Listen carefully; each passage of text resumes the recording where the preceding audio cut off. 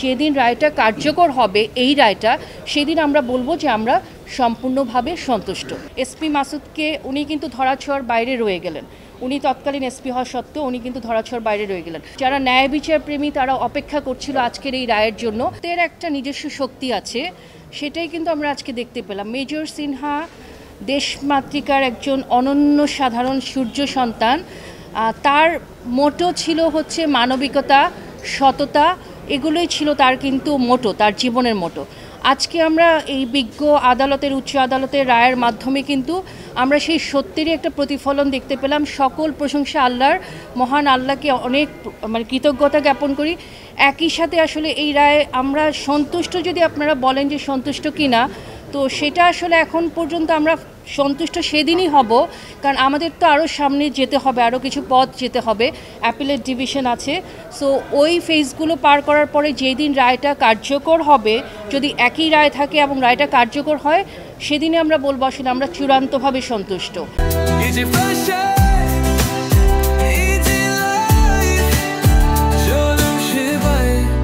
তবে কিছুটা একটা কনসার্ন আমার আছে আসলে বাদী হিসাবে, সেটা হচ্ছে আপনারা জানেন তৎকালীন যে সময় ঘটনাটা ঘটেছিল ওই সময় আসলে অনেক কঠিন পথ পাড়ি দিতে হয়েছিল আমাদেরকে। মানে এইরকম একটা সিচুয়েশনে এইটার বিচার করাটা অনেক কঠিন ছিল আমাদের জন্য। তো সেই ক্ষেত্রে কিন্তু ওই সময় তৎকালীন যে এসপি সাহেব ছিলেন, এসপি মাসুদ সাহেব ছিলেন কক্সবাজারের, উনি কিন্তু অবশ্যই এটা বলা যাবে না যে চেইন অফ কমান্ডের অর্ডার ছাড়া কোনো কিছু হয়। উনি প্রত্যক্ষ হোক বা পরোক্ষ হোক অবশ্যই ওনার ইনভলভমেন্ট ছিল। তো আসলে ওনাকে যে আমরা কোনোভাবেই আনতে পারিনি এই জায়গাটায়, মানে বিচারের আওতায়, সেই জায়গাটায় কিন্তু একটা অসন্তুষ্টি রয়েছে আমাদের।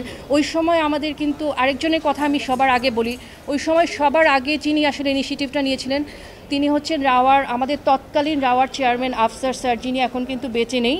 এবং তার সাথে আমাদের এই যে মোশাররফ স্যারও ছিলেন তৎকালীন সেক্রেটারি জেনারেল। ওনারা কিন্তু প্রথমে এসে ইনিশিয়েটিভগুলো নিয়েছে। এত একটা বৈরী পরিবেশেও কিন্তু ওনারা সামনে এগিয়ে এসেছিলেন। তো আমি কিন্তু ওই অসন্তুষ্টির জায়গাটা বলছি যেটা আছে। এসপি মাসুদকে উনি কিন্তু ধরাছোঁয়ার বাইরে রয়ে গেলেন। উনি তৎকালীন এসপি হওয়া সত্ত্বেও উনি কিন্তু ধরাছোঁয়ার বাইরে রয়ে গেলেন। আর আজকের যে প্রসিডিংটা হয়েছে বা রায়টা হয়েছে, ঐতিহাসিক রায়, যেটা শুধু আমাদের পরিবারের জন্য না, আমাদের দেশের মানুষও যারা ন্যায় বিচার প্রেমী তারা অপেক্ষা করছিল আজকের এই রায়ের জন্য। আমি কৃতজ্ঞতা জানাই মহান সৃষ্টিকর্তা আল্লাহ রাব্বুল আলামিনকে। অতঃপর আমি কৃতজ্ঞতা জানাই সবাইকে, দেশের আপামর জনগণ যারা আমাদেরকে সাহায্য করেছেন, মনোবল জুগিয়েছেন, সবসময় আমাদের খোঁজ খবর নিচ্ছেন। মিডিয়া আপনারাও সবসময় খুবই অ্যাক্টিভ থেকেছেন।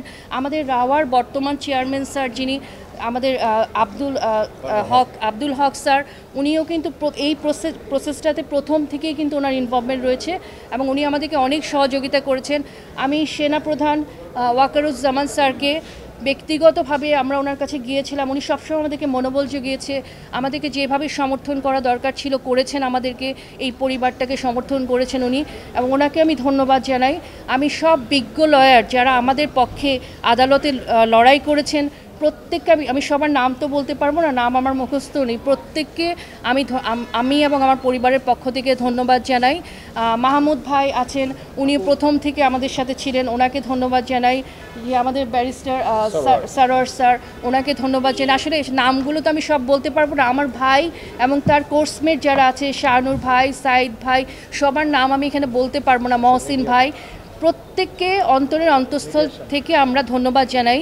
আজকের রায়টা তো কোনো একক বিষয় না, সবার সম্মিলিত প্রচেষ্টা, সবার দোয়া এবং আল্লাহর অশেষ করুণা মেহেরবানির জন্যই হয়তো আমরা এই রায়টা বহাল রয়েছে, যেটা একটা সত্যের একটা জয় বলবো আমি। কিন্তু আমরা এখনও অপেক্ষা করছি এর পরবর্তী ধাপের জন্য। যখন পরবর্তী ধাপটা সম্পূর্ণ হবে এবং যেদিন রায়টা কার্যকর হবে এই রায়টা, সেদিন আমরা বলবো যে আমরা সম্পূর্ণভাবে সন্তুষ্ট।